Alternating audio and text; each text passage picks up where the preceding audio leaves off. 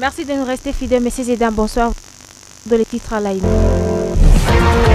Au sommaire de cette édition, la prison centrale de Mambasa vient d'enregistrer un nouveau cas de décès et détenus. La cause sera découverte dans cette édition de nouvelles. Un couple venait d'être attiré par les adjufs dans leur propre chien ce mercredi 25 septembre 2024. Christophe Mouniandero qui monte au créneau pour les dénoncer nous dira plus dans ce radio-journal.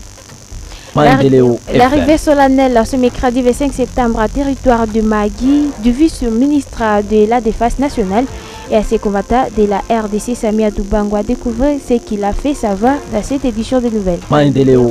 Trois titres au sommaire suisses fera pour la présentation de cette édition. J'ai cessé la presse de la mise en ordre. Bienvenue à tous au détail.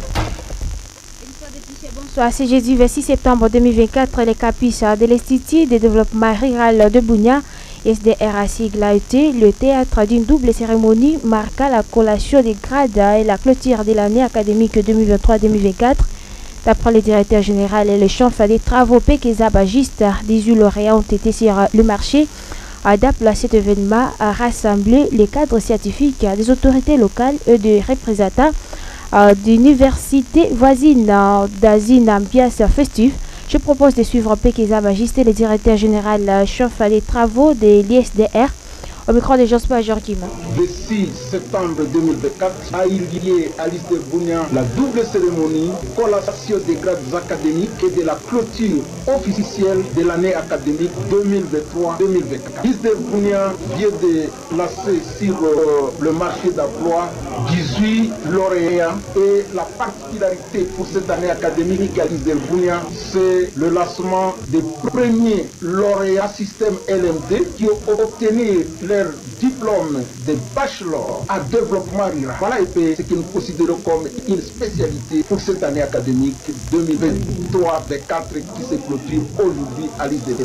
Ce sont des techniciens en développement qui ont été bien formés. Nous leur demandons de montrer leur capacité à toutes les formations qu'ils ont reçues à l'ISDR, que ce soit théorique et pratique, qu'ils puissent vraiment l'appliquer partout où ils vont passer dans le monde du travail. Et nous n'avons pas de doute parce que ce sont des personnes qui ont été bien formées, bien encadrées avec des enseignants compétents. C'est pourquoi nous n'avons pas de doute. Il faut vraiment montrer de quoi ils sont capables dans le milieu du travail. Les difficultés rencontrées ont été par rapport au faible effectif. Il semble qu'au niveau de l'Ituri, les gens n'ont pas encore compris l'importance de l'enseignement ou la formation à l'ISDR. Pourtant, l'ISDR, c'est une institution qui est unique au niveau de la province de l'Ituri. Aujourd'hui, si l'ISDR existe en Ituri, c'était sur un besoin criant parce que chaque fois, avec l'avènement de ONG en Ituri, beaucoup de gens se lamentaient comment il y a importation de la main-d'œuvre dans des ONG. L'ISDR forme des spécialistes en développement. Que les enfants orphelins de militaires qui sont morts sur les champs de bataille en Ituri traversent une vie calamiteuse. Une révélation du colonel Betouma Clément, commandant des 2e région militaire en Ituri, à l'occasion d'une assistance à ses enfants par Copazas la fois dernière, qui appelle les autres à venir en aide à ces enfants orphelins.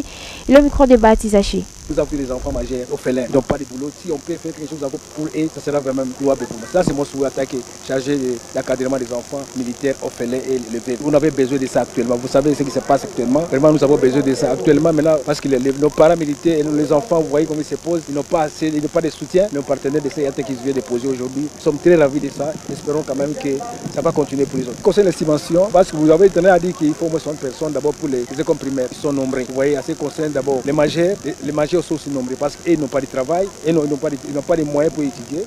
C'est pour cela que c'est une exhortation que prochainement qu'on puisse un peu songer à cette catégorie. Dans le cadre de l'apprentissage du métier. Vous voyez, nous avons besoin de ces métiers parce qu'ils sont des enfants. On les laisse comme ça, nous risquons de connaître un problème de l'avenir. Il faut qu'ils soient encadrés, qu'ils aient une formation professionnelle pour l'avenir parce que leurs parents ne sont pas là.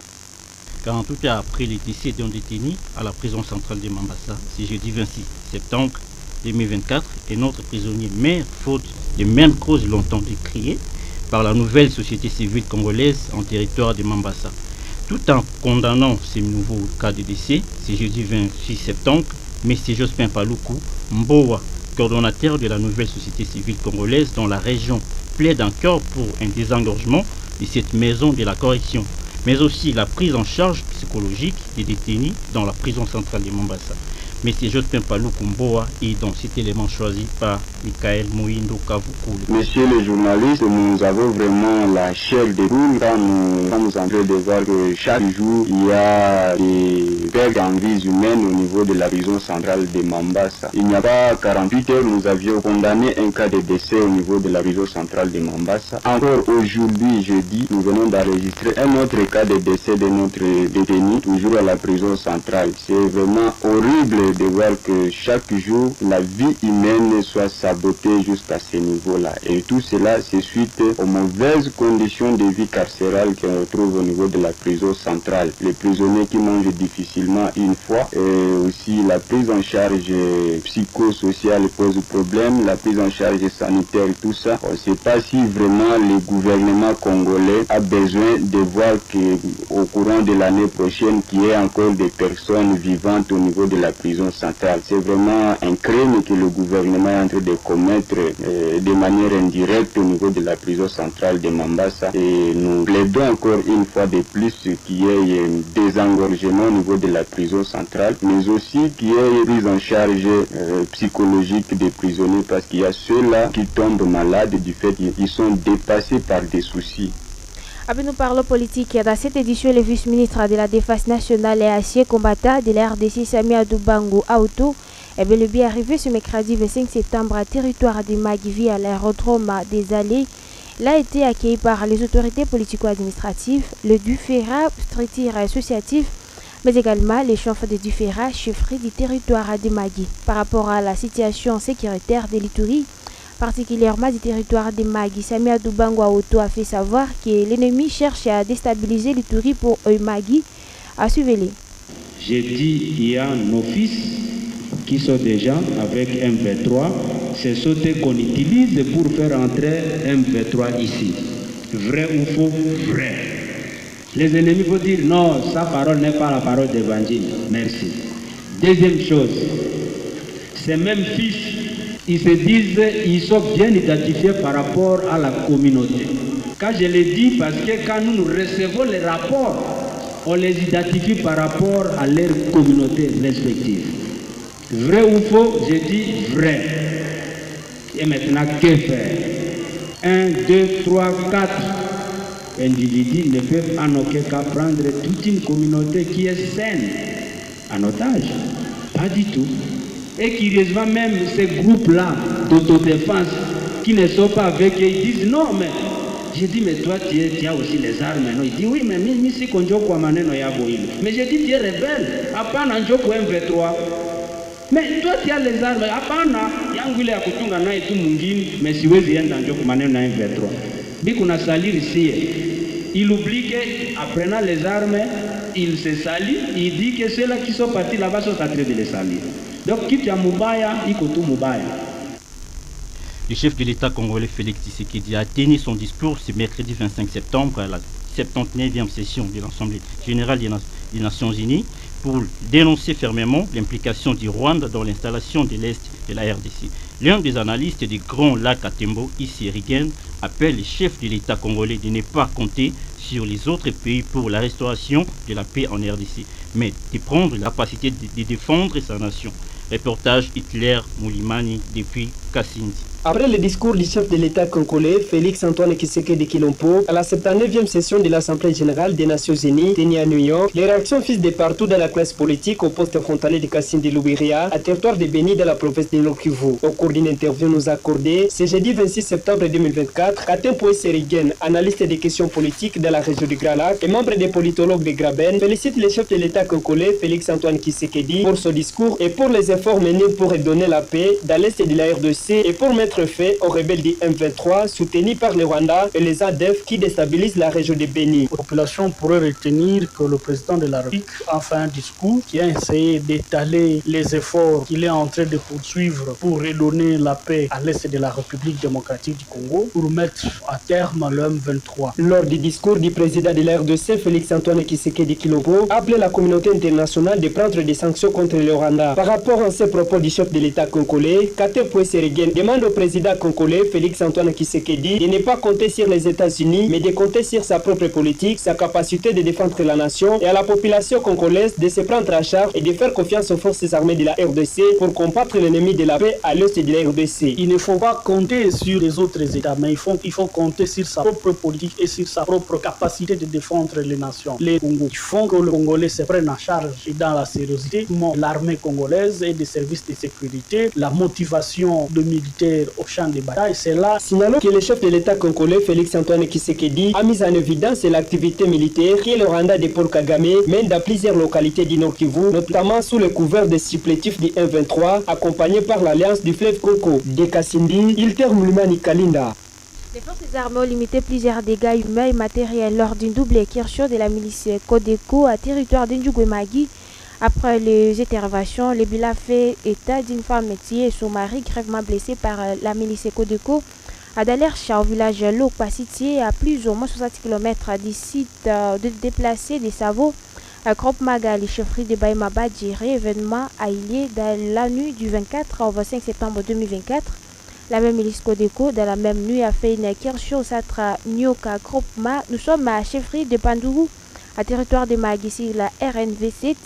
Ces criminels ont tiré plusieurs coups de balle avant d'être poursuivis par l'armée régulière. Par ailleurs, ces hors-la-loi ont tiré sur deux commerçants. Elle a été blessée et une somme de $100 ainsi que de 170 millions shillings ont été apportés par la milice Codeco. Le porte-parole du secteur opérationnel Ituri condamne avec fermeté cette énième incursion de la milice Codeco. Actuellement, les opérations se poursuivent à Traka et si tous les groupes armés réfractaires au processus de la paix. Tout le monde doit accompagner la vision du chef de l'État qui est le rétablissement total de la sécurité dans la partie Est en général et la province de l'Ituri en particulier, où le territoire d'Irumu en fait partie. C'est les vœux exprimés par les coordonnateurs de la Convention pour le respect des droits humains, CRDH. C'est jeudi 26 septembre 2024.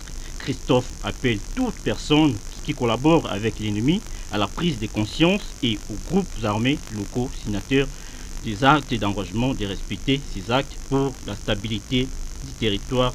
À ceux-là qui ont toujours tendance de collaborer avec l'ennemi, nous leur appelons à la prise de conscience et cette prise de conscience est que nous puissions tous mettre les batteries en marche pour accompagner la vision du chef de l'État et c'est la sécurisation de nos frontières, y compris aussi la population civile, mais aussi le dernier message que nous allons lancer, c'est aux groupes armés. Nous ne voulons pas encore attendre les groupes réfractaires dans la zone du territoire d'Irumu parce que presque tous les groupes armés ont accepté à déposer les armes et doivent attendre jusqu'à ce que les programmes PDDRCS soient effectifs et vous verrez que quand ces éléments continuent à garder ces armes, et cela les pousse encore à reprendre les atrocités contre les populations civiles. Petites dames, les terroristes présumés à affronter la vie à un couple retrouvé dans leur chat-cité à l'est du village Mabelinga, précisément à Wessa, Kalungu, ce mercredi 25 septembre 2024. L'information est livrée par Christophe Mianderou de la CRDH du territoire d'Irumu qui annonce qu'après la traque a subi dans la partie du territoire de Mambasa vers Biakato, ces agents ont pris la direction du territoire d'Irumu.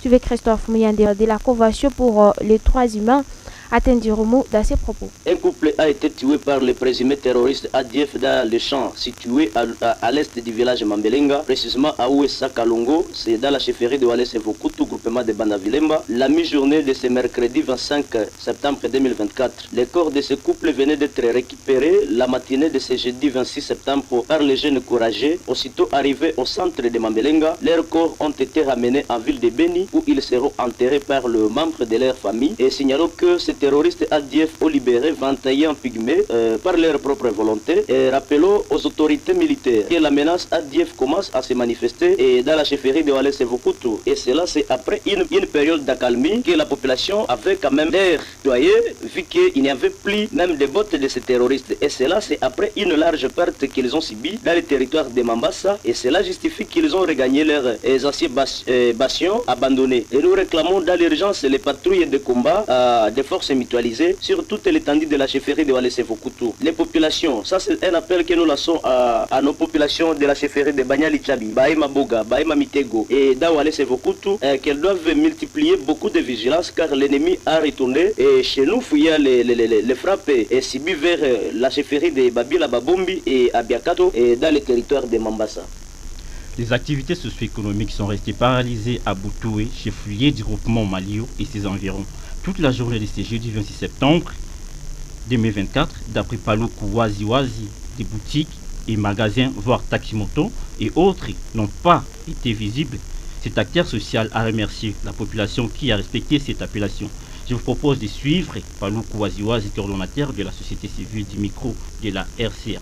Je remercie tout d'abord la communauté qui a accepté de rester à la maison dans le trêve que nous avons organisé à leur demandant de rester à la maison pendant 2 jours. Aux activistes commerciaux ici à Boutoué et qui ont accepté aussi chômer et fermer leurs boutiques, magasins, je sais pas, cabines publiques, le vendeur de la boisson, nous leur disons grandement merci car ils ont aussi que c'était 2 jours de pleurs où on allait normalement regretter nos camarades qui nous ont quittés. Ainsi, en leur disant que le combat n'est pas encore fini, on continuera toujours à se battre pour que la paix revienne chez nous. Aux autorités, à leur mandat de suivre nos recommandations, car nous leur avons demandé de nous ramener la paix et la sécurité dans nos entités. Et à la communauté, la population de rester toujours vigilante, car l'ennemi court toujours derrière nous.